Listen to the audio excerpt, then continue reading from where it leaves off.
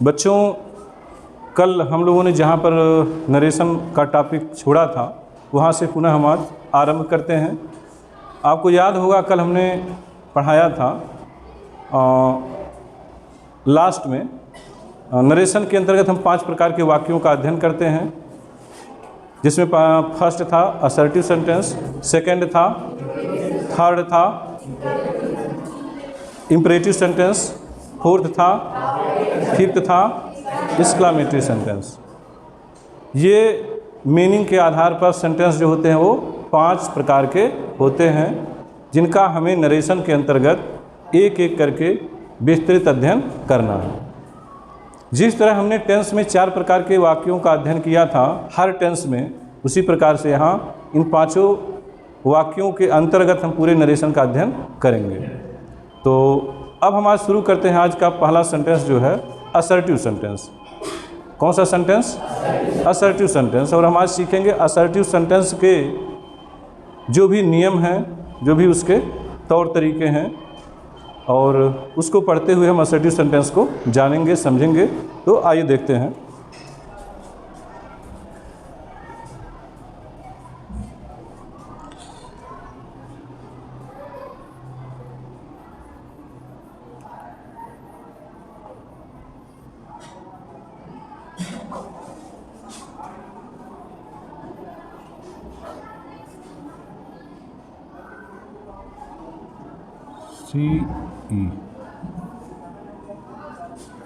Assertive sentence. Assertive sentence का बच्चों आज हम पढ़ेंगे फर्स्ट रूल नंबर 1।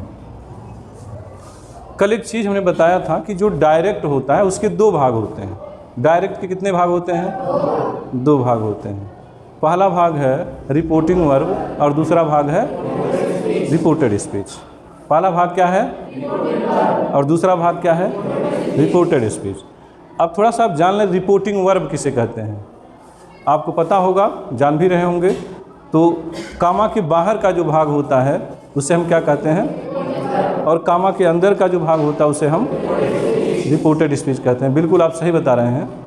और रिपोर्टिंग वर्ब को हम शॉर्ट में क्या कहते हैं? आरबी कहते हैं। और रिपोर्टेड स्पीच को हम शॉर्ट में क्या कहते हैं? आरएस कहते हैं बच्चों।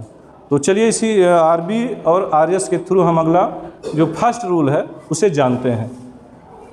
इसमें आप ये समझें कि यदि आरबी जो है,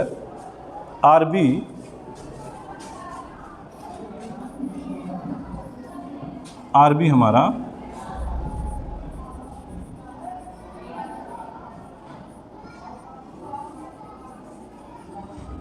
या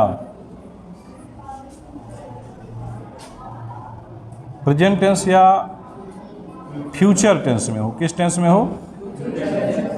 बहुत बढ़िया, आप बता रहे हैं फ्यूचर टेंस में हो। आवाज़ पेन भी कुछ इसमें एक्स्ट्रा पावर आ गया जैसे लग रहा है, कुछ अलग चल रहा है, कुछ है कि नहीं? ऐसे तो हमको बहुत लिखने में ऐसे स्ट्रेंथ सा फील होता था। तो देखें आप लोग, तो फर्स्ट रूल है असर्टिव का क्या है? यदि आरबी प्रेजेंट टेंस या फ्यूचर टेंस में हो तो इनडायरेक्ट में बदलते समय कामा के अंदर का जो वाक्य होता है उसमें हम कोई परिवर्तन नहीं करते हैं। सिर्फ कामा को हटाकर दैट कंजक्शन लगाकर दोनों वाक्यों को जोड़ देते हैं। किस में रहेगा जब आरबी? प्रेजेंट टेंस में रहेगा या फ्यूचर टेंस में? अब प्रेजेंट टेंस के किसी में हो, चाहे इंडेफिनिट में हो, कॉन्टिन्यूअस में हो, परफेक्ट में हो, किसी में हो। ऐसे फ्यूचर के किसी में भी हो, इंडेफिनिट, कॉन्टिन्यूअस, किसी में, चारों में से किसी में भी हो, तो हम कामा के अंदर के वाक्य में कोई परिवर्तन नहीं करते हैं। कामा को हटाकर दैट कंजक्शन लगाकर दोनों वाक्यों को जोड़ देते हैं। देखिए कैसे।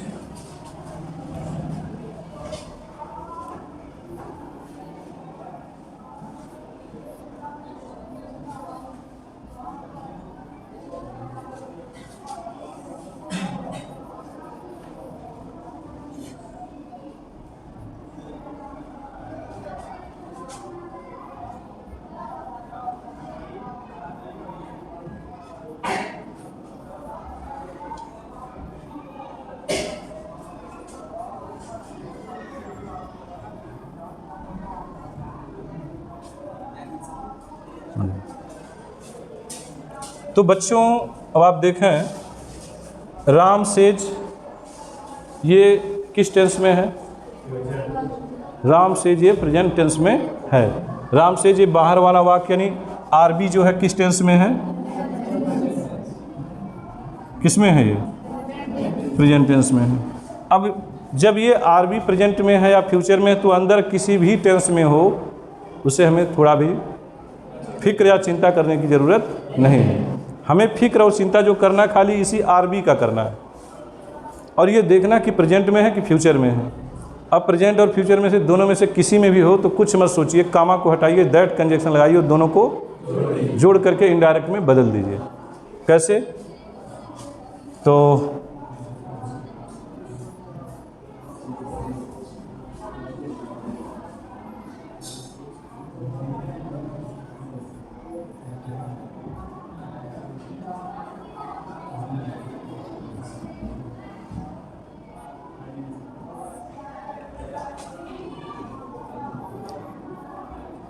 Ram says that Hari is a good player। अब क्या बन गया बच्चों? ये इनडायरेक्ट में क्या हो गया? Ram says that Hari is a good player. हमने कहा था ना कि अगर प्रेजेंट में या फ्यूचर में तो कुछ नहीं करना, दैट कंजक्शन लगा के जोड़ देना है। तो जोड़ दिया हमने। एक दूसरा फ्यूचर वाला देखिए,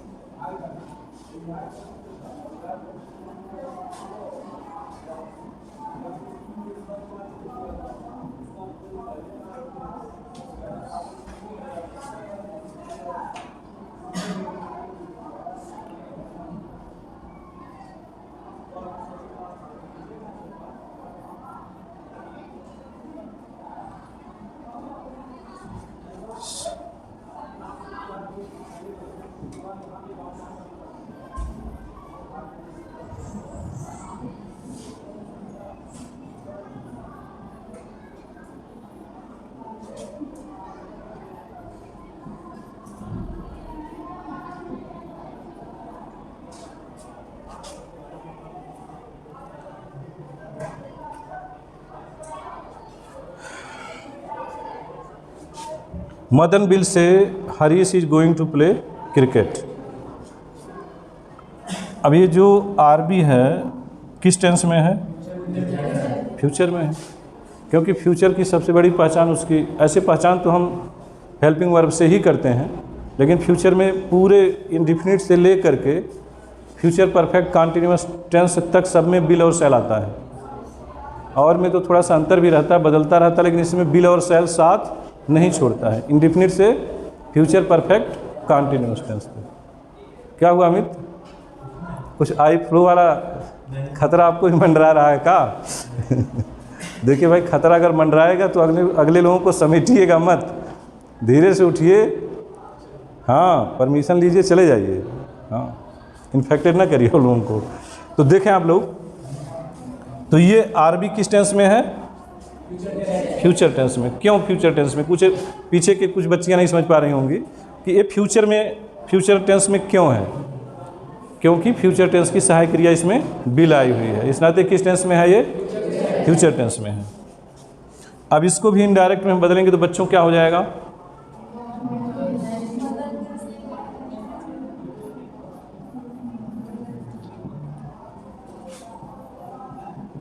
अमित बताएं क्या होगा इसका इनडायरेक्ट?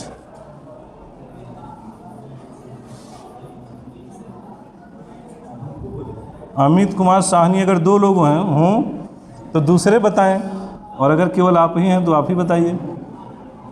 से दैट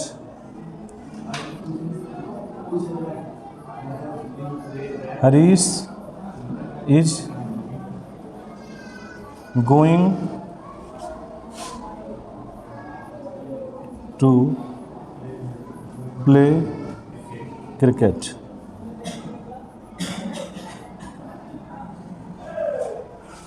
तो ये समझ में आया आप लोगों को? बैठ जाएं आप, ठीक है। सबको समझ में आ गया? ये दोनों में हम कोई परिवर्तन विशेष नहीं कर रहे हैं, सिर्फ कामा को हटा के दैट कंजक्शन लगा के जोड़ रहे हैं, जैसा कि हम लोगों ने पहले चर्चा किया है। क्या चर्चा किया है?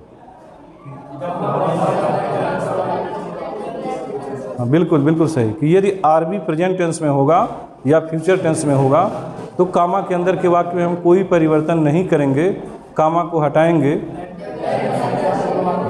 दैट कंजक्शन लगाकर दोनों वाक्यों को जोड़ देंगे। और ठीक जैसा हमने बताया वैसा किया भी हूँ। कथनी और करनी में हमें नहीं लगता कि कुछ अंतर है। कुछ अंतर है? हाँ, होगा तो बताइएगा कि सर यहाँ पर गड़बड़ा रहे हैं, कुछ कहे कुछ और है और कर कुछ और रहे हैं। संकोच बिल्कुल नहीं करिएगा। और ये भी मत सोचिएगा कि सर जी से कहेंगे तो सर जी कहीं ये सोचें कि हमसे क्रॉस क्वेश्चन कर रहे हैं। हम हैं ही इसी के लिए क्रॉस क्वेश्चन करिए। आपकी जिज्ञासा को शांत करने का हम केंद्र है, ये हैं। हर टीचर है, नहीं आप आज सेटिस्फाई होंगे, अगले दिन टीचर कोशिश करेंगे वो चीज़ आपकी जो जिज्ञासा शांत किया जाए, है ना। तो कहीं से इसके लिए आप डरिए मत। तो अब इसके बाद से इसमें एक नोट है बच्चों। क्या है? नोट। नोट क्या है?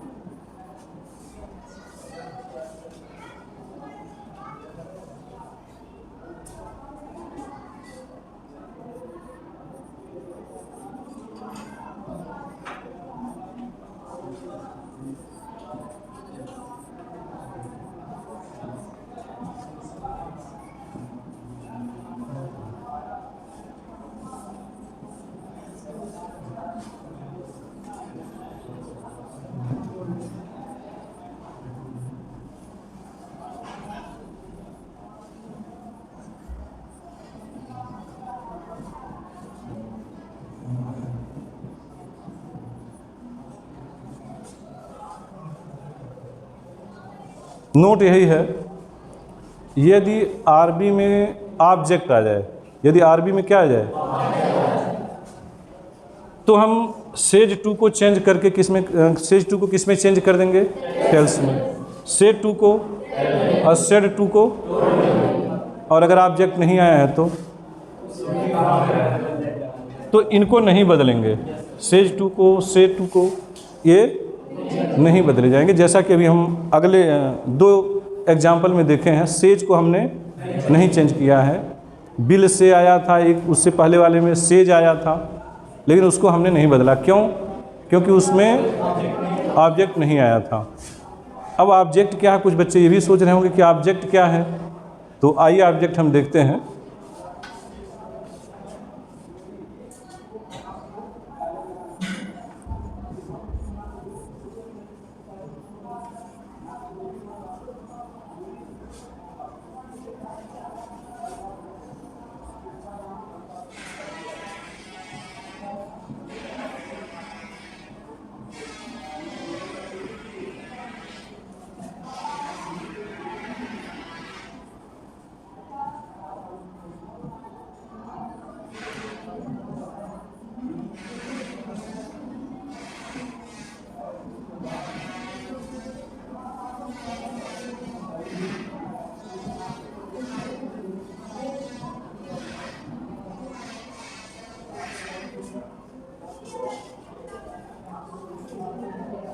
देखें इसे।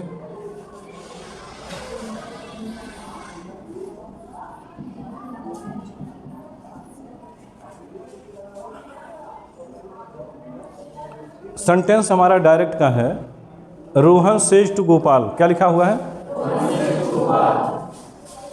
Raju will not play football.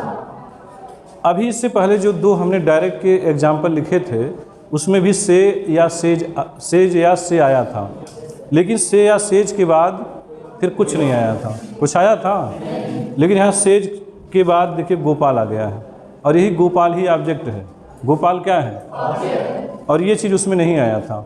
आया था? नहीं आया था। इस नाते हम लोग यश को बदले, सेज को बदले भी नहीं थे। बदले थे? लेकिन यहाँ पर गोपाल ऑब्जेक्ट आ गया है, इस नाते ये सेज टू किस में चेंज हो जाएगा? टेल्स में।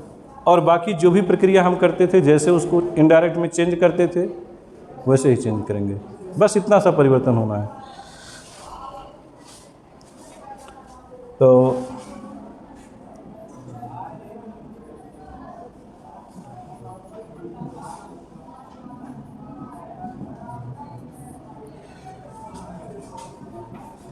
क्या हो जाएगा बच्चों? Yes, Rohan tells Gopal. Conjunction लगाएंगे इसमें? क्या कंजक्शन लगाएंगे? That. Very good. Raju will not play football. Last में फुल स्टॉप लगा देंगे। तो इस प्रकार से जो नोट है ये आपका यहीं समाप्त होता है।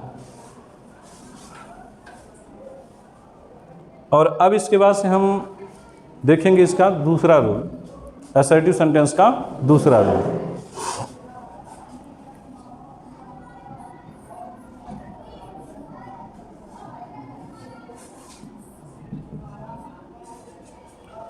बच्चों, असर्टिव का जो दूसरा रूल है वो इस प्रकार है, यदि आरबी पास्ट टेंस में हो, दो टेंस तो हम पढ़ लिए कि आरबी अगर प्रेजेंट में हो या फ्यूचर में हो तो अंदर कोई परिवर्तन नहीं होगा।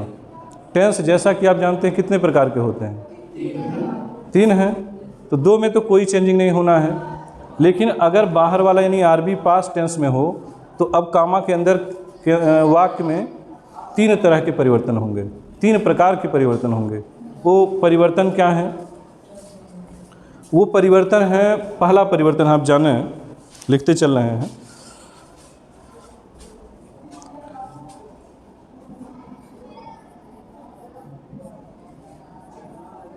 आरबी किस में हो? पास्ट टेंस में हो। तो चेंज कितने होंगे? कितने चेंजेज होंगे? 3 होंगे। फर्स्ट चेंज है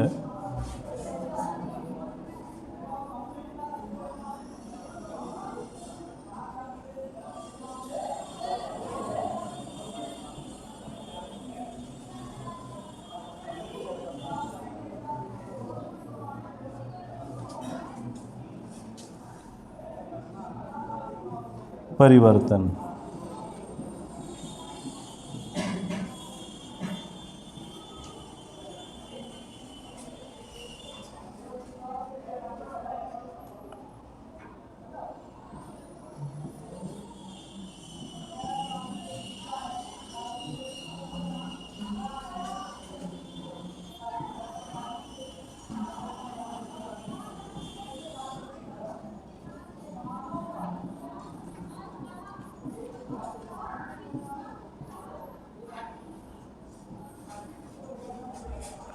टेंस से संबंधित परिवर्तन, यहाँ संबंधित शब्द थोड़ा सा गलत हुआ है।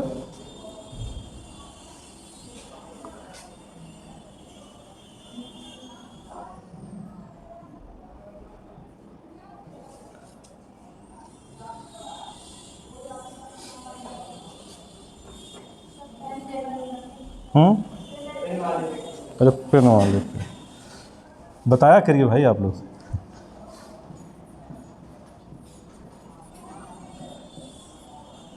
परिवर्तन देखिए, जब गलती होता है तो गलती होता चला जाता है।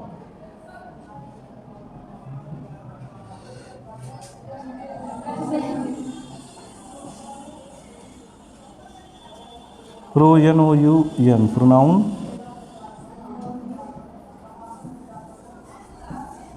संबंधित परिवर्तन और संबंधित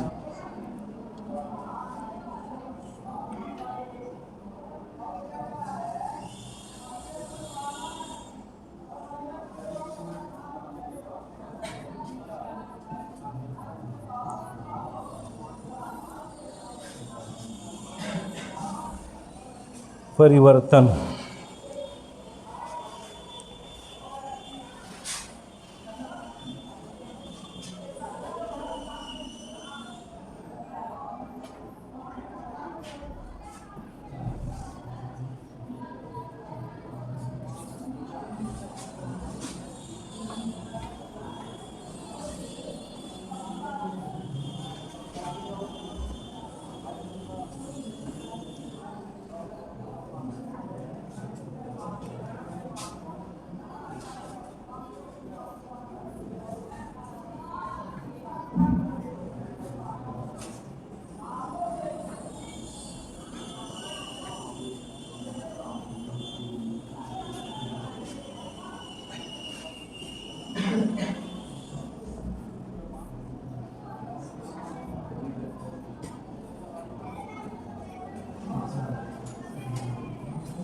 बदलना।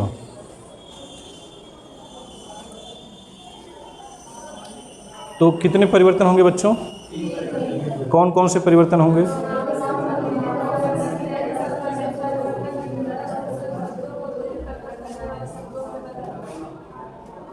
बिल्कुल सही। पहला परिवर्तन होगा प्रोनाउन संबंधी, दूसरा परिवर्तन होगा टेंस संबंधित परिवर्तन, तीसरा परिवर्तन क्या होगा? यस, निकटता सूचक शब्दों को दूरी प्रकट करने वाले शब्दों में बदलना। अब ये परिवर्तन कैसे होगा उसे हम आपको यहाँ नोट करा रहे हैं। पहला है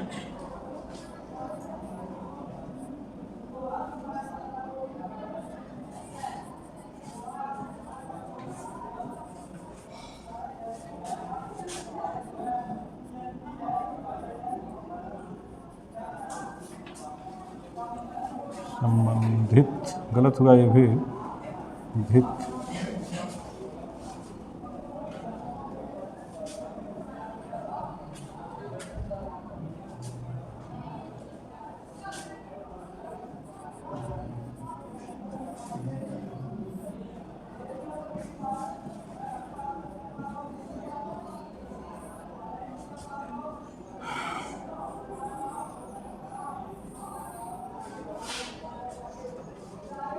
इसमें हम देखेंगे केस होता है। क्या होता है? केस आपको वॉइस पढ़ाते समय भी बताया गया होगा। केस मीन्स क्या होता है? कारक। कारक।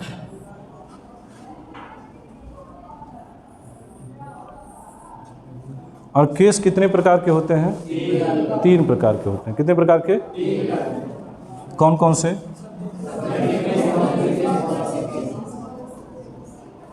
केस मीन्स कारक, ये 3 प्रकार के होते हैं। कितने प्रकार के? 3 प्रकार के होते हैं।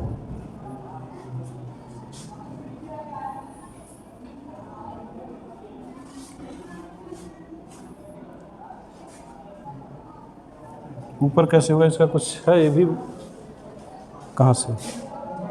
यहाँ से?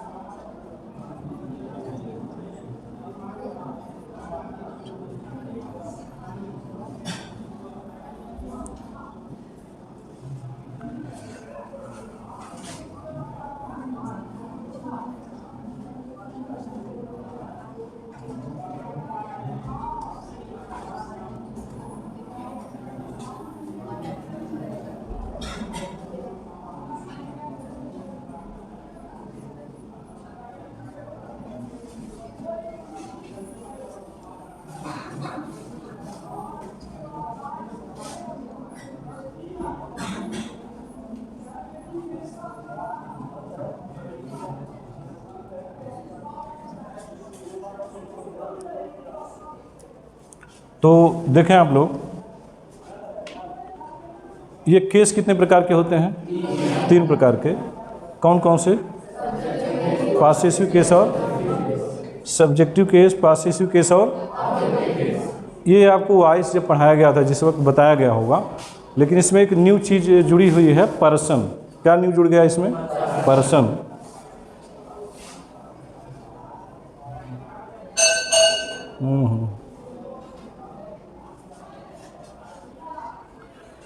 पर्सन।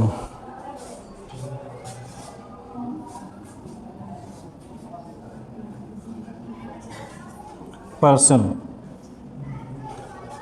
यहाँ ध्यान देना है कि 7 प्रोनाउन हैं। कितने टोटल हैं ये? 7 हैं। कितने हैं? 7 हैं। 7 को 3 भागों में बांटा गया है। 7 को कितने भागों में बांटा गया है? फर्स्ट पर्सन, सेकंड पर्सन और थर्ड पर्सन, जिसमें मेन आपका है फर्स्ट पर्सन और सेकंड पर्सन। कौन सा मेन है? इसे विशेष ध्यान देना आपको। थर्ड पर्सन पर भी ध्यान देना, लेकिन ये इसमें ज़्यादा परिवर्तन नहीं होता है।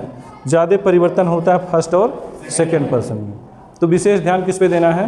फर्स्ट और सेकंड पर। अब इसको लर्न आप कैसे करेंगे? पहली बात तो लर्न करने का तरीका ये आपको पहले से पता है। I, my, me, we, our, us, you, your, you, he, his, him, she, her, her, they, their, them. ये तो इसका मैनर है कि आप ऐसे लर्न करेंगे। दूसरी चीज़ आपको ये लर्न करना कि फर्स्ट पर्सन कौन सा प्रोनाउन है और सेकंड पर्सन कौन सा प्रोनाउन है। तो फर्स्ट में 2 हैं और सेकंड में कितने हैं? केवल 1 है। केवल 1 है। और यू, योर, यू ये तो उसके ही अंग हैं, उसके ही भाग हैं। बाकी फर्स्ट में 2 और सेकंड में 1। केस आपको पहले से याद है, तो खाली ये आपको याद रखना, फर्स्ट और सेकंड में परिवर्तन होता है। अभी परिवर्तन कैसे होता है आप आगे देखें। इसे एक सूत्र है,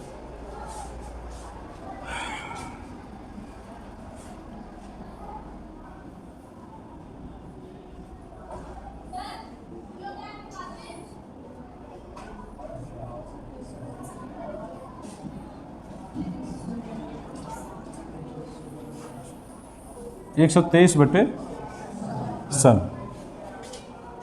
123 पे आप देख रहे होंगे 1 2 3 मतलब 123 और बटे सन का मतलब 1 का मतलब हो गया फर्स्ट पर्सन प्रोनाउन। 1 का क्या मतलब हुआ? और 2 का मतलब हो गया सेकंड पर्सन प्रोनाउन और 3 का मतलब हो गया थर्ड पर्सन प्रोनाउन। अब नीचे यस का मतलब हो गया सब्जेक्ट और ओ का मतलब हो गया ऑब्जेक्ट और यन का मतलब हो गया नो चेंज। यन का मतलब हो गया नो चेंज। अब यहाँ प्रत्येक का अर्थ समझ लें।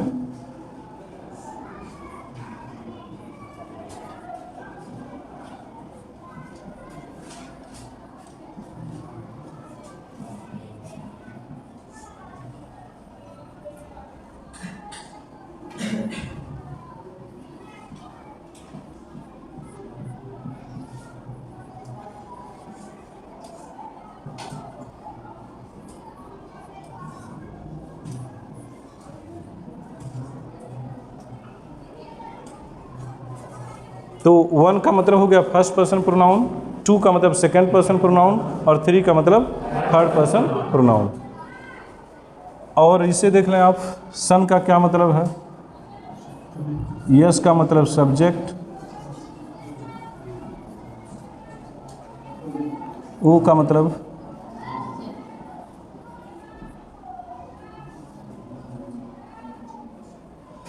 अब इसको करते हैं